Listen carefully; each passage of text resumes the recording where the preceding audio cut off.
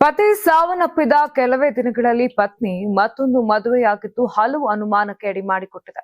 ಇನ್ನು ತುಮಕೂರು ತಾಲೂಕಿನ ಹೆಬ್ಬೂರು ಹೋಬಳಿಯ ದಾಸರಹಳ್ಳಿಯಲ್ಲಿ 50 ವರ್ಷದ ಪರಮೇಶ್ ಎಂಬುವರು ಅನುಮಾನಾಸ್ಪದ ಸಾವು ಪ್ರಕರಣ ಇದೀಗ ಹೊಸ ತಿರುವು ಪಡೆದುಕೊಳ್ಳುತ್ತಿದೆ. ಊತ ಹೆಣವನ್ನ ಹೊರತೆಗೆದು ಮರಣೋತ್ತರ ಪರೀಕ್ಷೆಗೆ ಒಳಪಡಿಸಿದ್ದು ಹೆಂಡತಿ ಮೇಲೆಯೇ ಕುಟುಂಬಸ್ಥರಿಗೆ ಅನುಮಾನ ಮೂಡಿದೆ. ಜನವರಿ 30ರಂದು ಪರಮೇಶ್ ಅನುಮಾನಾಸ್ಪದ ರೀತಿ ಸಾವನ್ನಪ್ಪಿದ್ರು. ಪತಿ ಮೃತಪಟ್ಟ ಕೆಲವೇ ದಿನಗಳಲ್ಲಿ ಪತ್ನಿ ಮತ್ತೊಬ್ಬರ ಜೊತೆ ಹಸೆಮಣೆ ಹೇರಿದ್ದಾಳೆ ಎಂಬ ಆರೋಪ ಕೇಳಿ ಬಂದಿದೆ. ಪರಮೇಶನ ಪತ್ನಿ ಫೆಬ್ರವರಿ 19ರಂದು ಮತ್ತೊಂದು ಮದುವೆಯಾಗಿದ್ದಾರೆ. ಮದುವೆ ಫೋಟೋ ಹೊರ ಬರ್ತಿದ್ದಂತೆ ಮೃತನ ಕುಟುಂಬಸ್ಥರಿಗೆ ಅನುಮಾನ ಮೂಡಿತ್ತು. ಇದೀಗ ಪೊಲೀಸರಿಗೆ ದೂರು ನೀಡಿದ್ದಾರೆ. ಮೃತನ ಪತ್ನಿ ಮದುವೆ ಮಾಡಿಕೊಂಡ ಬಳಿಕ ಗೊಂದಲಕ್ಕೆ ಒಳಗಾದ ಪರಮೇಶನ ಸಹೋದರಿ ಇದೀಗ ಅಣ್ಣನ ಸಾವಿನ ಬಗ್ಗೆ ಅನುಮಾನವಿದೆ ಎಂದು ಪೊಲೀಸರಿಗೆ ದೂರು ನೀಡಿದ್ದಾರೆ. ದೂರು ದಾಖಲಿಸಿಕೊಂಡ ಪೊಲೀಸರು ಶವ ಸಂಸ್ಕಾರ ಮಾಡಿದ ಜಾಗದಿಂದ ಪರಮೇಶ್ ಮೃತದೇಹವನ್ನ ಹೊರತೆಗೆದಿದ್ದಾರೆ. ಪರಮೇಶ್ ಮೃತಪಟ್ಟ 23 ದಿನದ ಬಳಿಕ ಶವ ಹೊರತೆಗೆದು ಪರೀಕ್ಷೆ ನಡೆಸಲಾಗಿದೆ. ಇನ್ನು ಹೃದಯಘಾತದಿಂದ ಪರಮೇಶ್ ಮೃತಪಟ್ಟಿದ್ದ ಅಂತ ಹೇಳಲಾಗ್ತಾ ಇತ್ತು. ಮೃತಪಟ್ಟ ದಿನವೇ ಕಾರ್ಯ ಮಾಡಿ ದೇಹವನ್ನ ಮಣ್ಣಿನಲ್ಲಿ ಹೂತಿದ್ರು.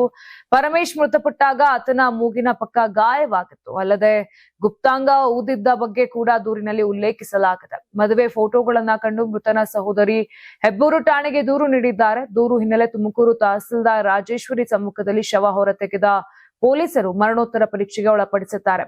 ವರದಿ ಬಂದ ಆ ಬಳಿಕ ಪರಮೇಶ್ ಸಾವಿನ ಅಸಲಿ ಕಾರಣ ಪತ್ತೆಯಾಗಲಿದೆ.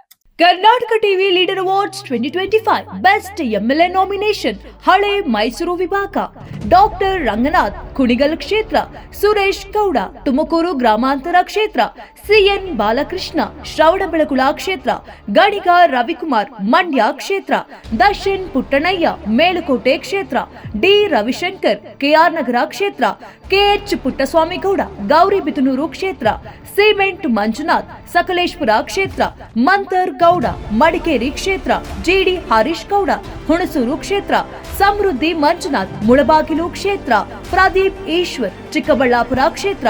ಕರ್ನಾಟಕ ಟಿವಿ ವಾಟ್ಸ್ಆಪ್ ಚಾನೆಲ್ ಮೂಲಕ ವೋಟ್ ಮಾಡಿ ಹಾಗೂ ಇವರಲ್ಲಿ ಬೆಸ್ಟ್ ಎಂಎಲ್ಎ ಯಾರು ಕಮೆಂಟ್ ಮಾಡಿ.